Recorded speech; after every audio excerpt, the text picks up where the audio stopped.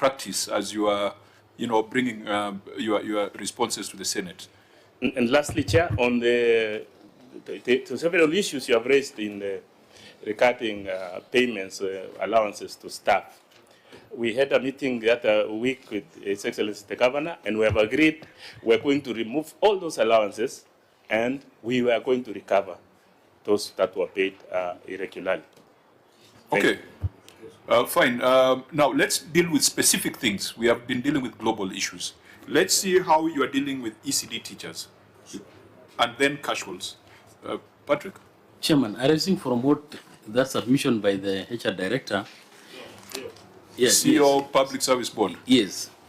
He has said that they are going to recover what has been irregularly paid.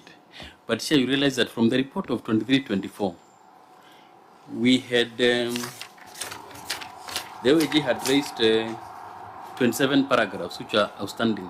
Out of that, your committee gave 30 recommendations. And Chair, the auditors are saying they have circularized those recommendations to the entity, but they don't have a response. So when he says they are going to implement, Chair, maybe your committee can call upon them to respond to the report of 23-24 early enough before we do the report for 24-25. Governor, can you confirm that you received from the Auditor General that matrix on Senate recommendations? We did, Chair, and I think we have a status report on the same. Yes. But the auditor says that you have not acknowledged receipts.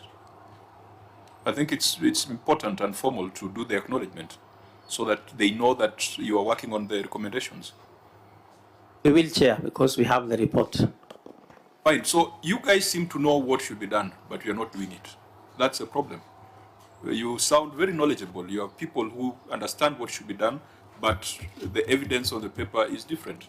Let's see how you are treating ECD teachers. Auditor General, you had some non-compliance on payment of salaries to ECD teachers. Thank you, Chair. Non-compliance to salaries and remuneration guidelines for early childhood development and education teachers.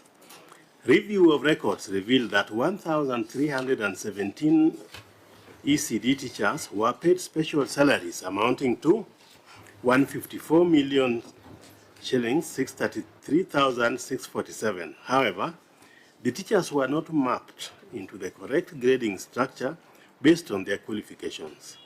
This was contrary to the SRC circular referenced number SRC/TS/24/6 dated 13th January 2021, which requires ECD teachers to be mapped into the correct grading structure based on their qualifications. Further, the appointment letters outlined earnings broken down into basic salary, house allowance, and commute allowance. However, these were not properly mapped into the HRIS system, and the ECD teachers did not automatically progress according to established salary scales. In the circumstance, management was in breach of the SRC guidelines. Thank you, Chair. Governor?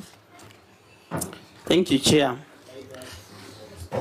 Honorable Chair, the approved job evaluation, grading, and remuneration structure for the early childhood development and education teachers. 13 on my response, page 13 of 37. You're there? Okay. So, Honorable Chair, the approved job evaluation, grading, and remuneration structure for early childhood development and education teachers and caregivers, grade C1 through an SRC circular reference number SRC/JE/CG/3/33/6, volume 30 of 10 December 2021, which is attached as Annex 4.1, has now been adopted by the county government of Bomet, that circular, and dated 2nd February 2024, which is also attached as Annex 4.2.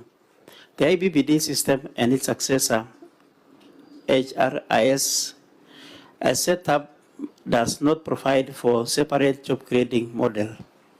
This means that the job groups in the system is not equivalent and does not tally with the grading used in the scheme for services service for ECD assistance. However, to ensure that the staff under this